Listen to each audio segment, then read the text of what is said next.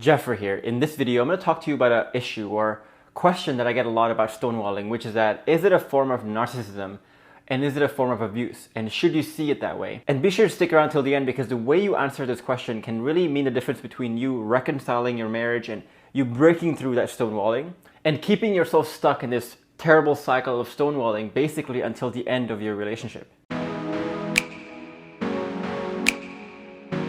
And in case we haven't met, my name is Geoffrey and I help men in marriages and long-term relationships with the right skills and knowledge to be able to design a thriving relationship. So if you're looking for more videos that can help you with your marriage or your long-term relationship, then subscribe to this channel and click the bell button as well to be notified when I post new videos 3 times every single week. Now, real quick before we begin this video, I want to let you know that a few spots have opened up for my free masterclass on the 5 proven steps to rebuilding your relationship from the ground up. So if you want in on that masterclass, be sure to stick around till the end of this video for the announcement on how you can get in on that masterclass. So when it comes to stonewalling, and when people find out this concept of stonewalling, the first thing they like to do, and what a lot of videos focus on, is assigning this to some problem of character, or assigning this problem to some bad intentions that the other person has. For example, a lot of people say that this is a form of narcissism, that this is a narcissistic person's way of abusing and controlling the conversation and controlling you through stonewalling. It could mean that they have some avoidant attachment styles. They might assign this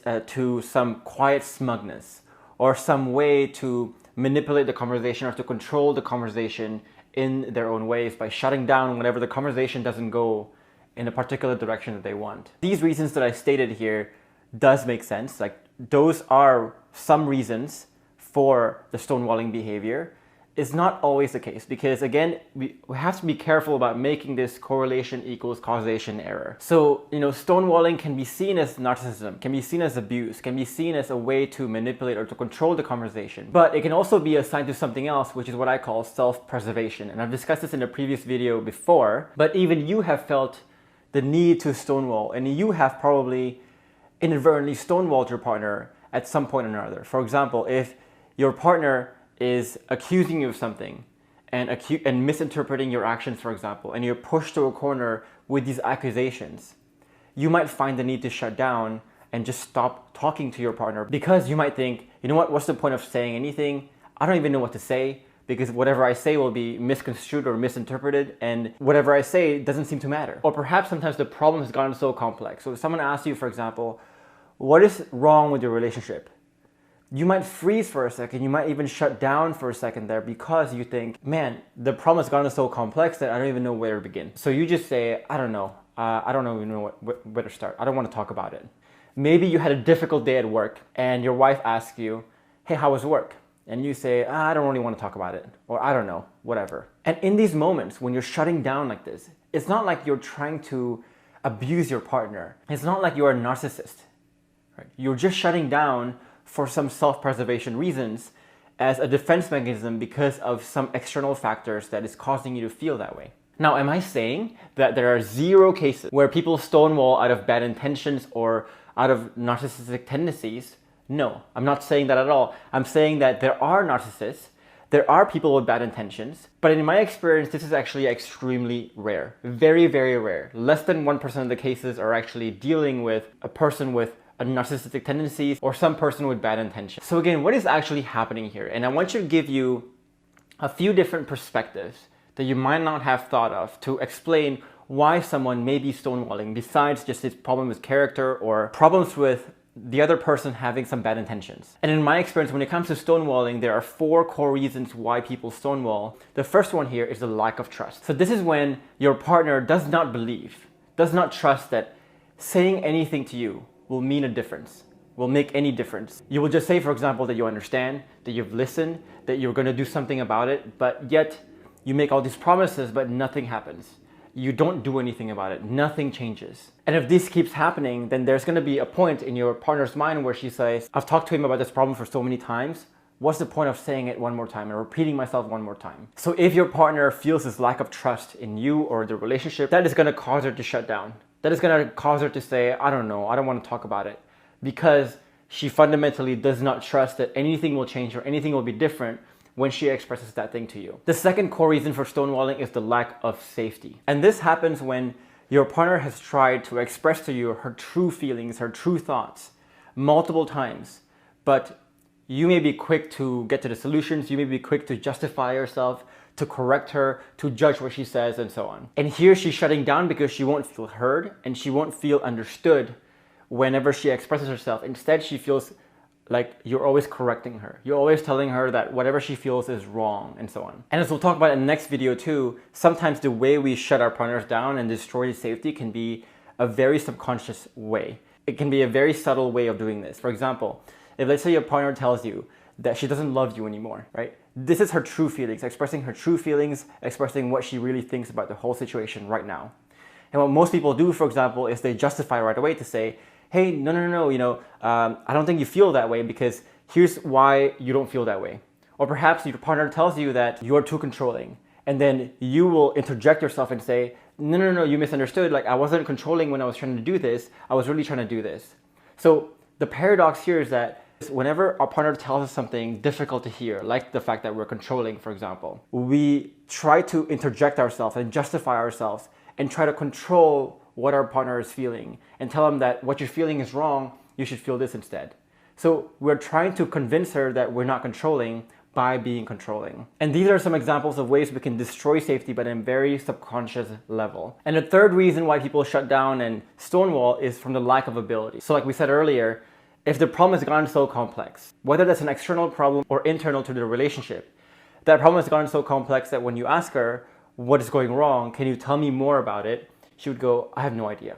Because the problem now is not just one layer, it's multiple layers to it. And when there's so many layers to it, sometimes you don't even know where to start. And the fourth reason here is the lack of space. So sometimes you might be subconsciously trying to push your partner to express something to you. You're trying to hunt for that outcome, for her to express something to you. And you pushing this conversation makes them feel pressured, makes them feel very cornered. And basically when they're shut down, it's a way of telling you to just back off and just leave them alone for a bit. Stop pushing, because your pushiness and your pressure is not really doing anything to make her feel safer to express something to you. And notice here that the reasons for why your partner shuts down can be a combination of these four as well. For example, a common one that I see as well is due to this lack of safety and lack of ability combined together. So perhaps your partner has had the history of expressing something to you and you shut them down, again, in a very subconscious way that you do. And when you do that, your partner has slowly learned that whatever she expresses to you needs to be stated in a very perfect way. Because if it's not stated in a very perfect way, you will find a way to counter that, to tell her it's wrong. And the pursuit of finding this perfect way to tell you something, she'll often shut down. She will often shut down until she finds the perfect way to express this thing to you. So I hope this opens your eyes to an understanding that, yes, stonewalling can be a sign to narcissism, can be a sign to them trying to have some bad intent behind it, but it can also be a sign to these four reasons and a combination of these four reasons as well. And if you look at this, none of these four reasons have a bad intent behind them. None of these four reasons suggest that they're narcissists. In fact, when you look at your own actions and you look at the times when you stonewall someone else, you might find that these four reasons rings true for yourself as well. So I want you to see here that the concept of stonewalling here and the causes behind stonewalling isn't so black and white. Assigning something to a narcissism character, to your partner's character, to your partner's bad intent is really the easy thing to do, because it really takes the responsibility away from you and onto your partner.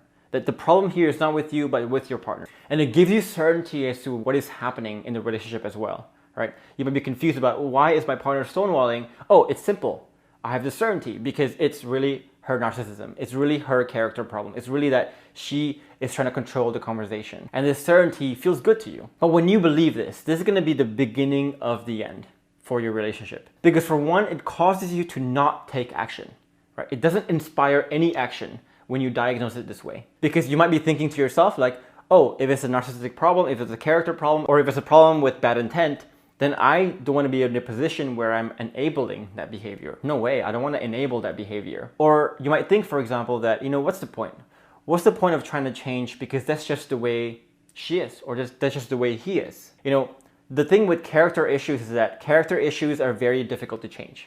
So if you assign something to a character issue, you will feel hopeless. You will feel dejected right away, instantly, because you will think, man, what is the point? Because I can't change someone's character. And it causes you to feel like a helpless victim, especially if you choose to see this as a form of abuse from your partner and that you're the one being abused at the moment. And when you feel like a helpless victim here, what happens is you will start to play out your own defense mechanisms as well. And so what's ironic that a lot of people don't see here is that when their partner stonewalls them and they play out this defense mechanism because they feel like a victim, they might often stonewall their partner back as well. And they might say, you know what, whatever, and they just walk away, for example, right? Whatever, I can't talk to you, just walk away. That's an example of stonewalling. And so you are inadvertently, subconsciously responding to your partner stonewalling by stonewalling. You might lash back at your partner. So when you feel cornered, when you feel pressured like this, then you might feel the need to lash back at your partner to just protect yourself, to self-preserve. You might also feel the need to control, pressure, or lecture your partner into not stonewalling. So you might tell her, for example, hey, you shouldn't stonewall because if you do stonewall, we can never get to a solution, right? This is not how healthy relationships look like. And you start lecturing your partner over why she shouldn't stonewall. Now, I want you to see how this really worsens the cycle for you, because if the problem with stonewalling is not narcissism, it's not that she's doing it on purpose, but because of the 4 reasons that we talked about before, or the combination of the 4 reasons that we talked about before, then your apathy and your lack of action will just show her that, yeah, nothing will really change with the relationship, with you, because you're not even willing to take action. Because you've already concluded that this is a problem with her character anyway, so if there's nothing to do with you, then you're never going to do anything about it. So this destroys the lack of trust issue even more. And it will prove to your partner that you're really not ready to face the truth and have the patience to face the truth here, because she hasn't even told you the truth. And you've already lost your patience, you've lost your ground, you've lost your ability to stay poised and calm. And so this will destroy the safety portion and causes her to play out the self-preservation behaviors even further. And it will just add another layer of complication in her mind as you are misinterpreting her reasons, her intentions behind her stonewalling now. And this becomes just one more thing that she needs to think about, and adds one more layer to the already complex, multi-layered problems in your relationship. And again, this makes it even harder for her to have the ability to open up to you and share stuff with you. And of course, when you try to control, when you try to lecture your partner, it will make your partner feel more cornered, feel more pressured. And this, again, exacerbates the problem of the lack of space here. So, as the quote goes, you can ignore reality, but you can't ignore the consequences of ignoring reality. And at this point, the reality is that all this misdiagnosis, if you choose to see it as a character problem, if you choose to see it as an abuse, then it will affect your thoughts in a very subconscious way. And those subconscious thoughts will affect your actions in very subconscious ways as well. And it will affect your actions to be more defensive, to either take no action or to be more defensive. And that will exacerbate the problem a lot more and keeps you stuck in this cycle of stonewalling forever, basically. And so you are free to assign this to a character problem, to a form of abuse, anytime you want. But whenever you do that, just know that this is the beginning of the end. And you're probably right in that you should probably give up, and that you shouldn't be seeking my help, for example, or any other coaches, for example.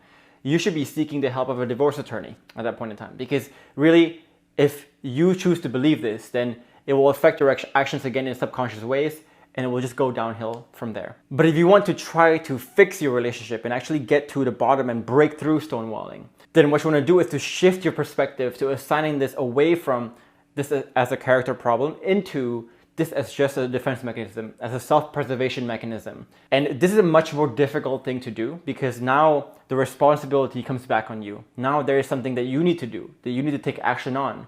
And the action often is something that's difficult for you to do. But if you choose to do it this way, the rewards are much more massive, are much more enormous than if you just simply give up. Because for one, it causes you to take actions. Because now the problem is not with some character problem, but the problem now is a situational problem. It's a lack of trust problem. It's a lack of safety problem, which are fixable. Trust can be regained. Safety can be regained. The ability, if it's too complex, can be broken down into smaller steps so it becomes less complex, for example. And if it's a lack of space problem, you can just give them some space and learn what it means to give your partner some space. And all these actions that you're taking are all within your control too, which is also very crucial and empowers you if the actions are within your control. For example, when we talk about the lack of trust issue, what you can do is to simply dig deeper to understand, why is she having this lack of trust? What broken promises or strings of broken promises did I do or did I make that caused her to not trust me? And you can learn a lot from this experience by asking these questions. And as you learn, you can start to learn how to better yourself and start to understand, okay, here's how I can show her and farm that trust over time, right? It's never going to be an overnight thing, but you can slowly farm that trust over time by showing her changes in your actions over time. And this is something that's within your control. And the lack of safety issue, for example, is that you can take control by simply learning the skills of what it means to actually listen, and listen in a very deep way. And I think a lot of men think they can listen, but when they come to my program, for example, they realize, dang, I really didn't understand how to listen in the first place. Listening is a very, very nuanced skill that a lot of people think they know, but really do not. And you don't show her that you can listen by simply telling her that you can listen, right? Because again, this is going to be just a logical appeal, but you show her that you listen by playing out the processes of actually listening properly. And when you start to listen properly, that's how you can build that safety slowly but surely over time. And your convincing here will be done on a very emotional level as well, not on a logical level. And if it's a lack of ability issue here, you can simply gently let her know that, you know what, I acknowledge that the problem can be pretty complex right now. And just let her know that she can take her time and start with somewhere that she wants to start, anywhere really. It can start with the most painful thing. Whatever she says can be incoherent to begin with. It doesn't really matter. Just start somewhere and show her again through your listening skills, through your skills to be able to lead a conversation, that you can help build that clarity with her over time.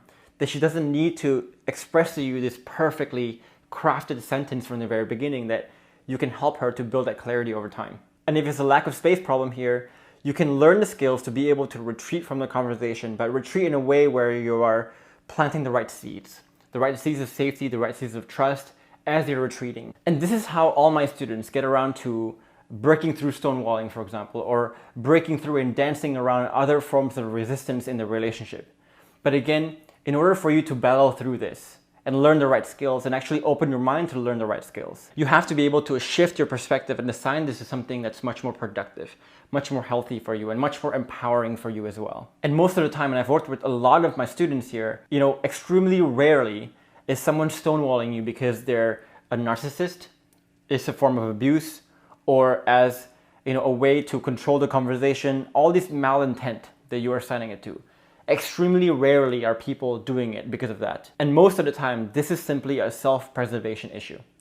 And if you're convinced, let's say, that this is not a self-preservation issue, that this is a character problem, then you shouldn't be watching this video. You should be seeking the consult of a divorce attorney instead.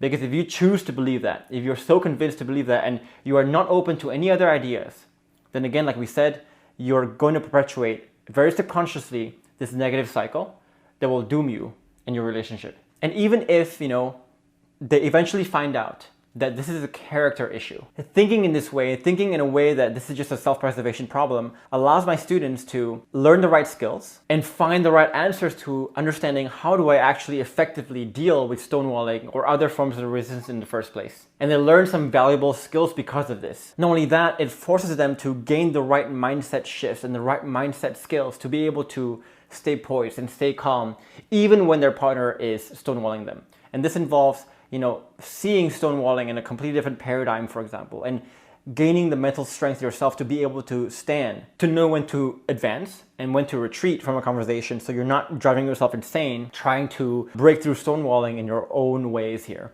And even when it comes to the point where they need to walk away from the relationship, they know, with the right skills and the right mindsets here, they know that they've done everything they could have to break through the stonewalling, and this is really not on them. And they know that they have the right skills and the right mindset to be able to walk away from this relationship and begin a new relationship, and know that they can become that leader of that new relationship that can steer it and drive it to a place where they can thrive for the long haul. Now, as you can imagine, there's a lot more nuances to this whole concept of stonewalling and how you can break through them, the right mindsets you need to break through them, and the right skills you need as well. So if you want to learn more about these skills, then you want to join me in my free masterclass on the 5 proven steps to rebuilding your relationship from the ground up. And in this masterclass, I'll show you the exact process that I teach all my students that allows them to create this safety, create this trust, and destroy that need for self-preservation that causes the stonewalling in the first place. And I'll also show you some important mindset shifts that you can make that can allow you to interpret the events around you in a much healthier way, in a much more productive way, like we talked about in this video. So if this masterclass sounds interesting to you, then you want to click the link above my head or down in the description box below or in the comments below as well. And if you're looking for a free resource that can help you guide conversations better, allows you to dance around conversations, especially difficult conversations, without it ever escalating to an argument or destroying safety in the process, then you want to also download my free guide on healing and opening your partner's emotions. And to download that guide, you can click the link above my head again, or also down in the comments or in the description box below this video as well. And if you're looking for a free community where you can post your questions and get support from other members of the community or myself, then you also want to join my free Facebook group where you can do exactly that. And if you want to join that Facebook group, the link is in the comments below or in the description box below this video as well. In the meantime, leave a comment below with what you thought was most insightful or most eye-opening for you in this video. I'd love to hear from you. I'd love to hear your thoughts. And if you enjoyed this video, if you find it to be valuable, then like it and subscribe to this channel for more content like this one. In the meantime, I do want you to watch these 2 other videos on stonewalling that can equip you with the right skills and mindsets to be able to deal with it in a much more artful way. In the meantime, I'll see you in the next video.